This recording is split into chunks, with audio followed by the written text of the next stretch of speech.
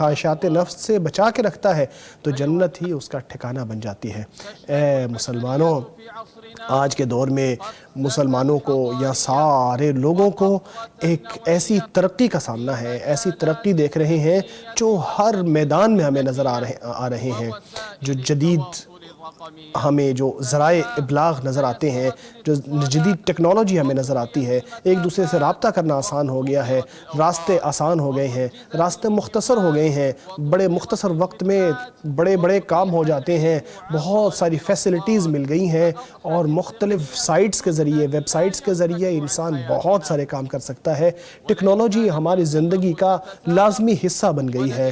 اگر آج کے دور میں امتیں ایک دوسرے کے ساتھ مقابلہ کر رہی ہیں ٹیکنالوجی کے میدان میں، تو ہمارا یہ ملک بھی الحمدللہ اپنے ویژن میں بہت آگے ہے، اور اپنے جو قدم ہیں وہ بڑی تیزی سے آگے بڑھا رہا ہے۔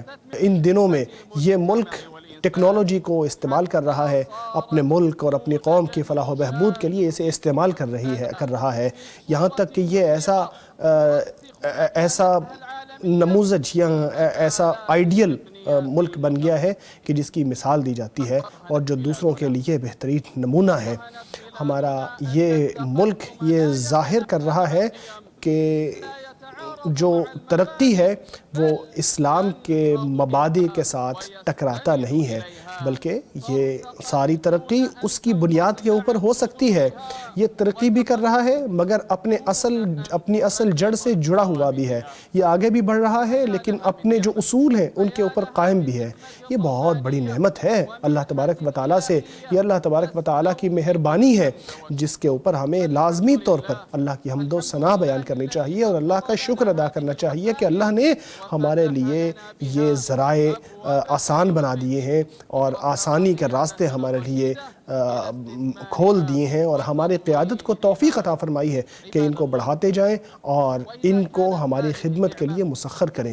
یہ نعمت ایسی ہے جو بہت عظیم اور دنیا کے اندر تمکین فی الارض کا بہت بڑا مظہر ہے، لیکن اگر اسی ٹیکنالوجی کو غلط جگہ پہ استعمال کیا جائے تو یہ بلا بن جاتی ہے، یہ مصیبت بن جاتی ہے۔ ٹیکنالوجی جب اپنا صحیح راستہ کھو دیتی ہے تو یہ ایک مصیبت بن جاتی ہے، ایسی چیز بن جاتی ہے جس کی وجہ سے یہ وسائل یا یہ ذرائع جو ہے یہ برائی کی طرف لے جانے والے ہو جاتے ہیں۔ اسی حوالے سے میں بات کروں گا اور کہوں گا کہ کچھ ایسے لوگ سامنے آئے ہیں جو اس حوالے سے بہت بڑی بیماری کا شکار ہو گئے ہیں۔ یہ بیماری سوشل میڈیا کے ساتھ اس طرح جڑ جانا کہ اس کو نشے کے طور پر استعمال کرنا شروع کر دینا، ایڈکٹ ہو جانا اس کا۔ بچے بھی اس کو استعمال کرتے ہیں، بڑے بھی اس کو استعمال کرتے ہیں۔ یہ ترقی کا راستہ ہے لیکن بہت سارے لوگوں نے اس کو تنزلی کے لیے استعمال کرنا شروع کر دیے ہیں۔ لوگ آپ کو جسم کے طور پر نظر آتے ہیں، ان میں دل نہیں ہوتے، ان میں آپ کو شکل نظر آتی ہیں، ان کے دماغ نظر نہیں آتی۔ وہ ہر طرح کی چیزیں دیکھتے چلے جاتی ہیں، ایک سائٹ سے دوسری سائٹ تک جاتے ہیں، ایک اپلیکیشن سے دوسری اپلیکیشن تک، ایک شارٹ سے دوسری شارٹ تک، اور مختلف چیزیں دیکھتے چلے جاتے ہیں۔ ان کو کچھ احساس نہیں ہوتا کہ کیا دیکھ رہے ہیں، کیا کر رہے ہیں۔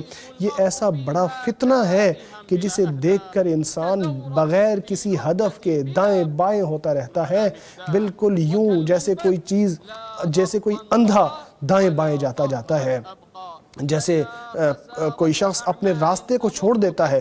وہ اپنی سواری کو بھی تنگ کرتا ہے، محنت بھی کرتا ہے، لیکن کسی راستے پر پہنچ بھی نہیں سکتا۔ کتنی عمریں اس طرح ضائع ہو جاتی ہیں، ان میں کوئی فائدہ نہیں ہوتا، اس طرح سارا وقت بھی ان کا ضائع ہو جاتا ہے۔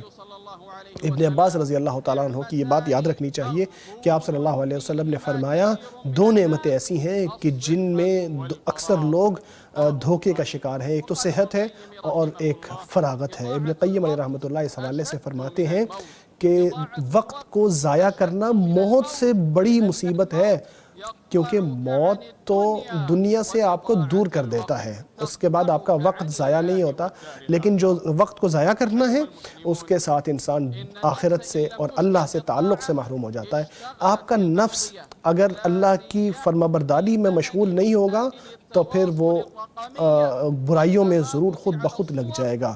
لوگ آج کے دور میں بہت ساری چیزیں دیکھنے لگتے ہیں، اور جو مختلف سائٹس ہیں جن کے اندر بڑے بڑے بینرز لگے ہوتے ہیں، جن کے اندر بہت ساری دیکھنے میں حسین چیزیں ہوتی ہیں، انہی کے اندر لگے رہتے ہیں۔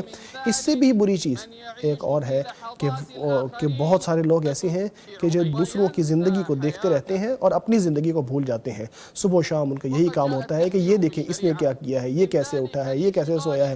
شریعت نے اس حوالے سے ہمیں واضح طور پر یہ بتایا ہے کہ انسان کو ایسے اعمال چھوڑ دینے چاہیے جن سے انسان کی اپنی عمر ضائع ہو جاتی ہے۔ ابو ہریرہ رضی اللہ تعالیٰ عنہ سے روایت ہے کہ ہمارے نبی محمد صلی اللہ علیہ وسلم نے فرمایا ہے، انسان کے اسلام کی اور مسلمانی کی بہتری اسی بھی ہے کہ وہ غیر متعلقہ چیزوں سے گریز کر لے۔ اسی طرح یہ بھی کہا کہ بہت سارے لوگ ایسے ہیں جنہوں نے اپنی زندگیاں دوسروں کے لیے جینا شروع کر دیے ہیں۔ میں آپ کو منع کرتا ہوں، آپ ان جیسے کبھی نہ بننا۔